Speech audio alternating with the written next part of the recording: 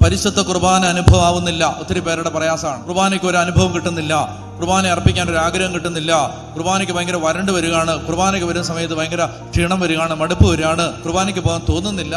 കോവിഡിന്റെ സമയത്ത് ആ വർഷങ്ങൾ കുർബാനയ്ക്ക് പോകാതിരുന്ന ആളുകളുണ്ട്. എന്ന് പറഞ്ഞാൽ കുർബാനയ്ക്ക് അത്രയും സൗഭാഗ്യം, കുർബാനയ്ക്ക് ഇനി പോകണ്ടല്ലോ. അപ്പോൾ ഒരുപാട് ആളുകളുടെ മനസ്സിലെ ഒരു ചോദ്യമാണ്, എന്താണ് കുർബാന ഒരു അനുഭവം ആകാത്തത്? ഒറ്റ വാക്യത്തിൽ ഞാൻ ഉത്തരം പറയാം.